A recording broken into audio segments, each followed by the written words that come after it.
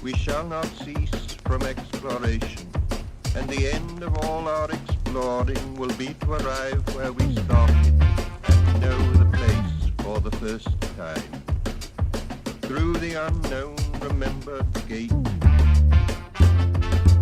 when the last of Earth left to All right. discover his Welcome to the show, Russell Shorto. I am very excited to get you on here. It was really cool to find out that Johnstown has a very renowned writer, especially someone in this genre of historical narratives. So I just kind of want to pick your brain throughout this episode to talk about your new book that's coming out the same day that this episode will be released, Taking Manhattan, and then as well as some of your other books and just your writing in general.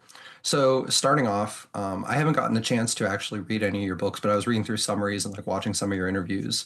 But talking about Taking Manhattan in particular, just talk about that book in general. Kind of how did you find the story for it? What interested you about the subject? That sort of thing.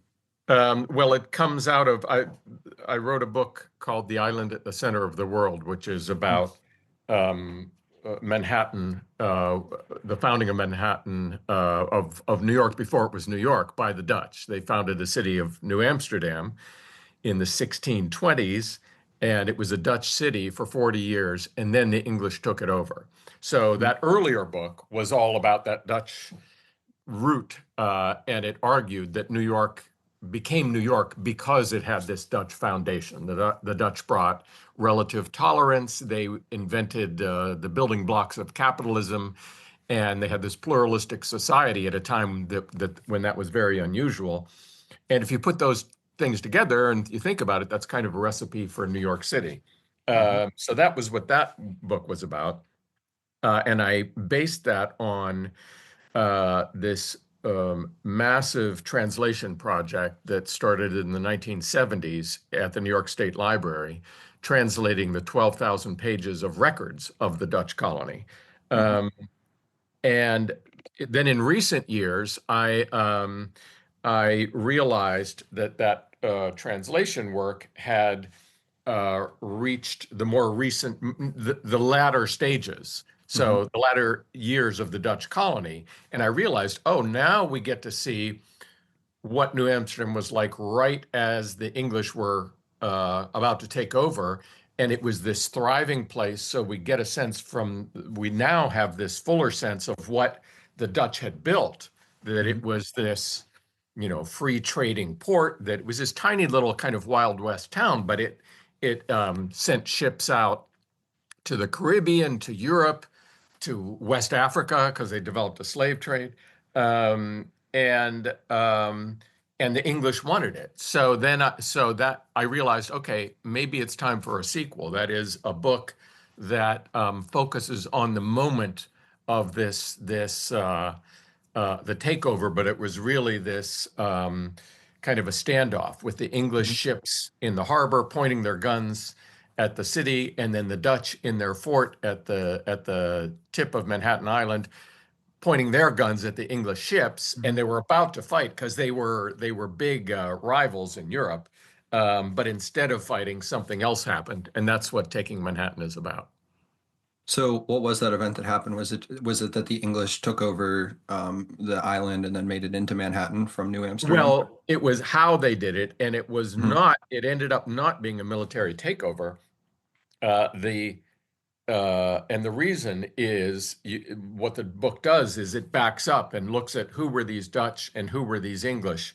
At the same time the Dutch had built this colony, the English created their colonies in New England, the Massachusetts Bay Colony and Connecticut and so on. And those were mostly Puritans, which, I mean, we say, oh, the Puritans settled New England. Well, the Puritans were essentially religious extremists. They were theocrats who believed that, God brought them to these shores and God should dictate how their government was set up. And the only people who had a say in things were people who were part of their church. So they came here seeking religious freedom, but once they were here, they only wanted one kind of religious freedom for themselves. They had fought this civil war in England against basically everyone else, people Hmm. who had wanted the status quo, who were relatively tolerant, who wanted religious toleration. And they were all, that other side of English society was gathered under the monarchy. Hmm. So you have this huge civil war. They behead the king, all this drama. Uh, Eventually, then, the king's son comes on the throne, Hmm. and his brother, James, the Duke of York, is his right-hand man. They then get back on the throne. They say, okay, in America, we've got two problems. One is that the English in New England are the Puritans, who are basically our enemies. And the other is the Dutch, our other enemies, have control of Manhattan Island and this whole section in the middle of the eastern seaboard. Hmm. So we've got to deal with both of those. So they send their people in these ships to basically take over, try both of those things, take over from the Dutch, Hmm. Manhattan, and then try to deal with the Puritans in New England. So the people then who came to Hmm. do battle with the Dutch realized when they got there that the Dutch who were there were very much like them. They were pragmatic, they were relatively tolerant, they wanted to do business, they knew how to compromise. So they worked out a deal. And the Dutch realized this would be good for them as well. So the deal was instead of fighting, they would switch control to the English. It would be named New York after the Duke of York. Hmm. But everything else would basically stay the same. It would remain a Dutch city in the way it did business, all of its contacts and things like that. So that's what happened, and that set up this dynamic because they failed Hmm. in getting the Puritans of New England to change themselves, change who they were. Yeah. So just looking ahead in history, that set up this dynamic where you have this kind of polarized society Mhm. where in early America, you've got this one that's very uh, uh, m- they have this theocratic sensibility. Mhm. They want to do things their way. And the other, based in New York, is this mixed society. They're focused on capitalism, trading with the world. They're very global minded. Mhm. And I think those two things have always been part of American society. Yeah, that does actually make a lot of sense. I've always kind of wondered, even up until the present day, because New York is still very much the inside of the state, is that's very conservative part, and then New York City is a lot more, how it's always been. Yeah. Were the Puritans at all interested in the land of New Amsterdam that became New York, or did they just want to kind of keep to themselves over in the New England There territory? was a lot of dealings between the Dutch colony and the New England colonies, and Hmm. the New Englanders came to realize that the Dutch were really good at doing business.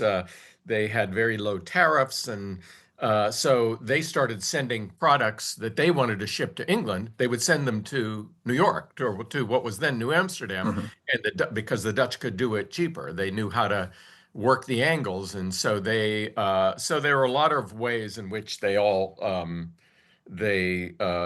tried to work together, and the Dutch wanted to continue that relationship.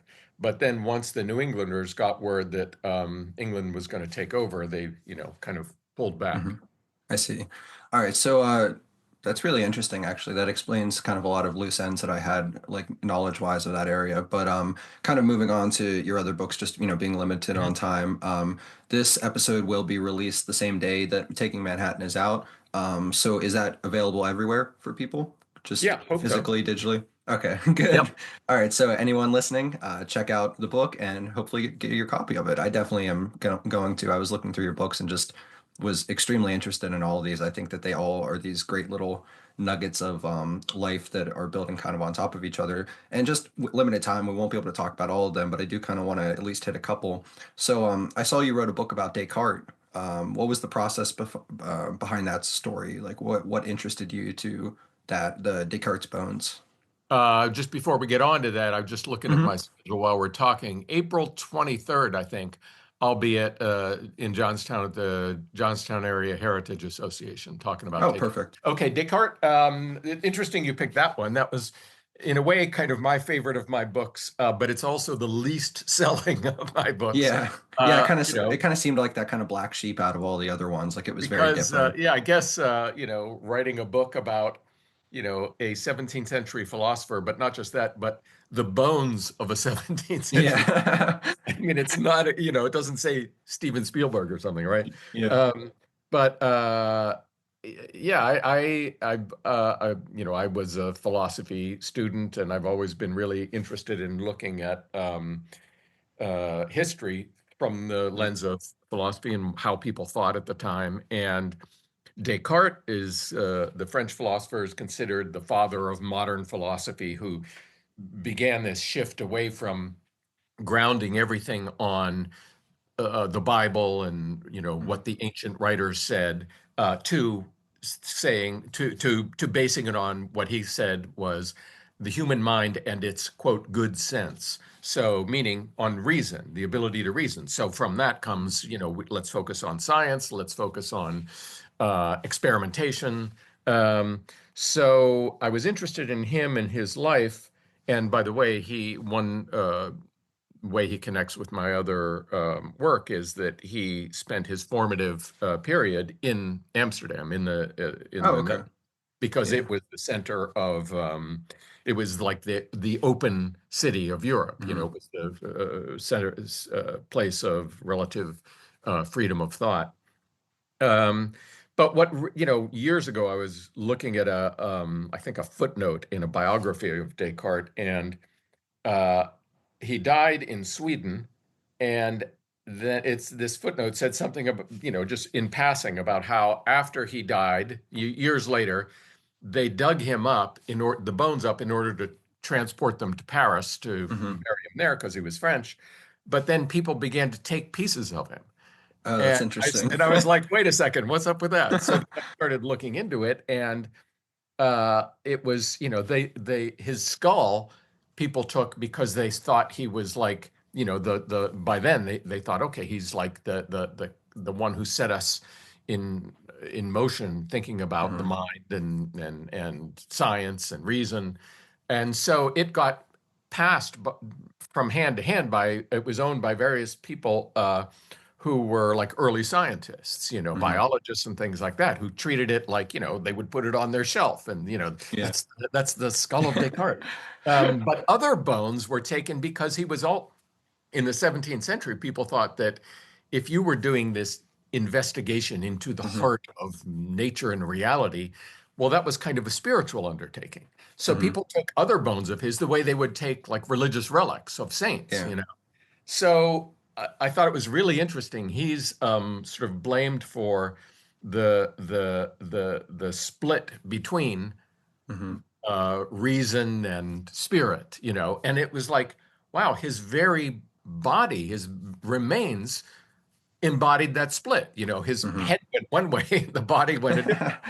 I And do. so I just thought that was so cool that I wrote a book about that, and all the people who owned it and passed them along. Yeah. And Yeah, I do find that kind of ironic in a certain kind of way that someone like him who had such a, with I think therefore I am, and yeah. everything comes from the mind, that people who follow his teachings or at least interested in it would be so concerned with like taking his bones after he's dead. Like it seems a little bit counterintuitive to what he was teaching, or Yeah, at yeah, least writing exactly. about. Yeah, Yeah. exactly. So it was. I just thought that was fascinating, and Hmm. it's kind of a detective story because I was tracking down. Okay, where did the skull end up? Who Hmm. had the bones after that? That kind of thing. Yeah. I also saw this was really cool too that you wrote your book Small Time, and it even I saw got a review from Francis Ford Coppola, which is extremely cool. And is that more biographical? I was kind of reading through it a bit, and it seemed like you were writing it a lot about your family history. Yeah, Yeah. I'm from Johnstown, and that was my most recent book before this one, and it's totally different from all my other books, which are Hmm. set, in the distant past, and this one is about my family, and I had known, ever since I can remember, I knew that my grandfather, who by the way I was named after, Hmm. ran he and his brother-in-law ran the like mafia franchise in Johnstown. Okay. And but I also knew that we don't talk about that, Yeah. so And then, a number of years ago, I was home over Christmas, and I was together with a lot of relatives, and it was a couple days after Christmas, and Mm, uh, people said my mother's cousin was in town. He played Frank Filia. He played. He was a jazz musician, and he was mhm, playing at a local club. And so a group of us went down to see him. And Frank was from Johnstown, grew up there, and had worked for my grandfather, worked for the boys, for the mm, mob when he was like in his teens. Then he left town. He lived his whole life in Las Vegas. Then he came back. So in other words, he wasn't part of that. Oh, we don't talk about that. To him, mhm, this was just like memories of this wild time when he was a teenager. So he said to me at that time, "You're the writer. Why don't you write about the story?" And I said, "What story?" And he said, "What story? What do you mean? Your grandfather, the mob, you know?" Yeah. So he kind of broke down that wall in my head that kept me from thinking about it. And I ended up writing a story that's about my family, but also about Johnstown in its heyday in the 50s. And they had the center of their operation was a pool hall and a cigar store. Mhm. And they ran the numbers out of there. It was basically gambling, all kinds of gambling they did. And it was 2 doors from City Hall. It was called City Cigar. Mhm. And so, I just kind of recreated that whole world. Nice. That's really cool. And it's really neat too how that all the catalyst for that story was your relative who kind of was the one who didn't go with the norm of everybody else, that it was we don't talk about this, and then he's like, "Hey, why don't you write about this?" Yeah, Um, and there were all these, mostly older relatives who were mhm, with me at the time, and he's saying this to me, and he said it really loudly. Your grandfather, the mob, why don't you write about it? And they all kind of, because they stayed in town, and they were all like, "Oh, we don't mhm, talk about that." So they were all like, yeah. uh, kind of freaked out by it.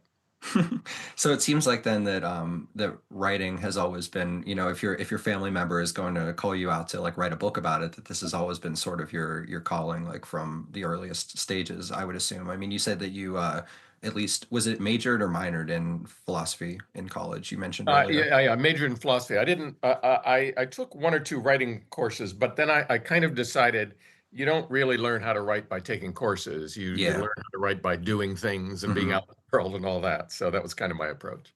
Mm. So that kind of leads into I think kind of where we can start to cut off here so that you can get to your next appointment. But as you started off as a writer, coming in from the philosophy field and not really coming in from a learned background with it and just doing it, what were some challenges that you faced starting off to kind of get your voice heard? Like, did you start off as an essayist or as a book writer? What were the first steps for you? After college, I wanted to travel. I wanted to see the Mhm, world, and so I started. I would like work. I was living in D.C. I went to school and to college in Washington, and I would work as a waiter and save up money, and then I'd mhm, go to Europe for 3 months, and then run out of money and come back home, mhm. save up money, and then I'd go to Asia and that kind of Yeah. thing. And then I started getting travel stories published. Mhm, So Travel and Leisure, is a big travel magazine, started taking my pieces and some other magazines. Then I got regular writing gigs for GQ. mhm, First it was travel, but then I was doing all kinds of things for them. So that was just, figuring out a way, because I was traveling, that was like a logical way to start things off. And then I wrote a piece for GQ about. So, one of the things I've learned about myself as a writer is that I am interested in the roots, the origins of mhm, things. So, we were talking about my Dutch books. That was all came out of my living in New York City and wondering about the roots. How did New York get started? mhm, So, at this time, before I'd written any books, I became interested in a group of biblical scholars, and that okay. was because who were writing about the historical Jesus. So not Mhm, necessarily, assuming Jesus is the Son of God and all that, but mhm, just like a straight historical approach. And I wrote an article for GQ about this group that was based in California. mhm, And GQ, amazingly, because you wouldn't think of it, they published this article about biblical scholars. And then a friend had an agent, and I went to the agent and said, I think this would be a book. What do you think? And Mhm. she agreed with me, and so she helped me to think about it as a book proposal, and that became my first book. It was called Gospel Truth. Okay, I didn't even see that one on your website. So I was unaware of that. Yeah. Who was that group in California that you They were were called the associated with? Jesus Seminar. I don't think Okay. they're around anymore. A biblical scholar named Robert Funk started it, Okay. and he was a very clever guy. There was a lot of interest then in the Jesus of history, the historical Jesus, and Hmm.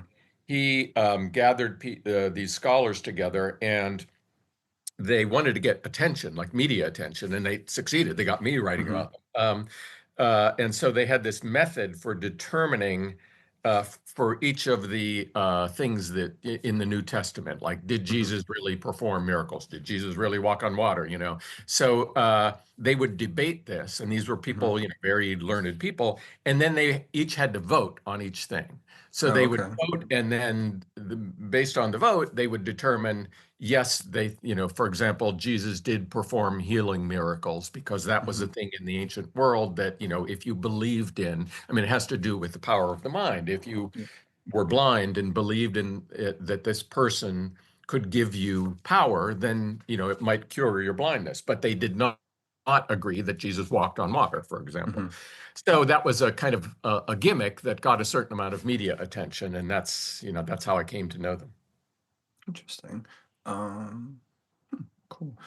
So kind of more on that writing lens, what would you what are some lessons that you've learned or either easily or hard or courses of action that you would recommend for young writers who maybe are interested in the kind of field that you write in or just in any field of writing? Yeah, well, the main thing when young people ask me, is they're interested in how to get a foothold and that sort of thing, which is Yeah. important. But I think the most important thing is, do you read? That's what I say. Yeah. Do you read a lot? Do you read all the Hmm. time? What do you read? That kind of thing. I mean, I think if you're trying to write just in order to get something, Hmm.